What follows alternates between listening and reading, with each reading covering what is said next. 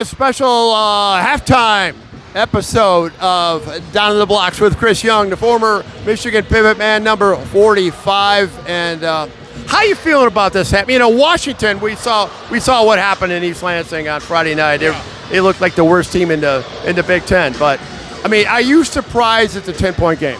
I am a little surprised. You know, the big guy for Washington is tough. Like, he's got 16 points. He's going at us. He's playing aggressive.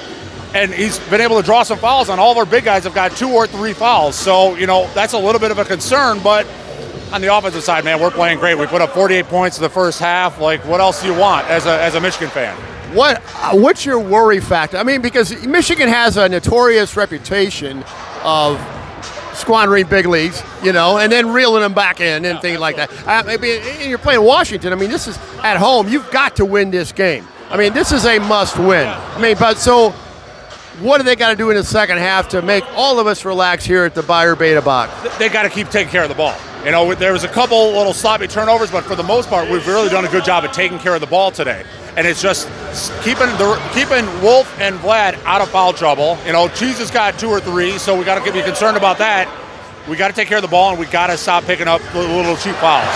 I think Michigan is a grittier team when Roddy Gale is on the court. Yeah. I mean, he's a difference maker in that rep. Both sides, both offensively and defensively, don't you think? Yeah, he's just kind of a stabilizing force. You know, he's one of those guys, he doesn't make a whole lot of mistakes. He doesn't commit a whole lot of turnovers. Like, he doesn't blow defensive assignments. Like, he's just one of those gritty guys, and when we need a bucket, go get a bucket. Like, he's kind of that guy that, like, he's not going to be the star of the game every game, but, you know, he's going to do everything we need to do to win games. And that's why when we were missing him against UCLA, when I heard he wasn't playing, I was like, oh, man, we might be in a little trouble here. And, you know, they picked it up and played well without him, and now with him, they're just, you can tell, they're just calmer. Just the way they're playing, it's just a calmer version of what they normally are. Yeah, Sam Walters, he frustrates me at times. I mean, is he getting too much PT? No, I think the amount that he played in the first half was about right.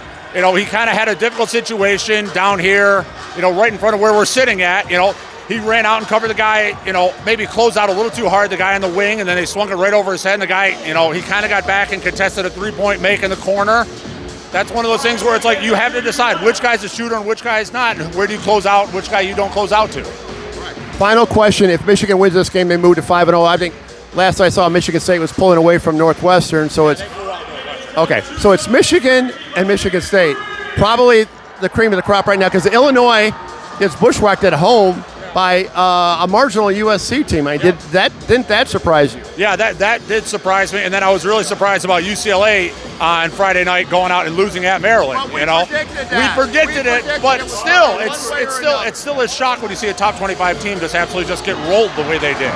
So, you know, I think it's, you know, Michigan State, and Illinois are the top 3 teams in the Big Ten, and that's just going to kind of juggle between the 3 of them. Who's going to be the top dog in the league? There you hear it, the expertise of Chris Young, the former Detroit Catholic Central Shamrock, 4-time player at MVP at Michigan State, or at Michigan, not at Michigan State. Anyway, we'll be back with the boys later in the week, Friday, from the MAC, and we'll talk about that, not only this game, but that potential win over the Minnesota Gophers. Until next time, thanks, CY. Thanks, Tom. Appreciate it.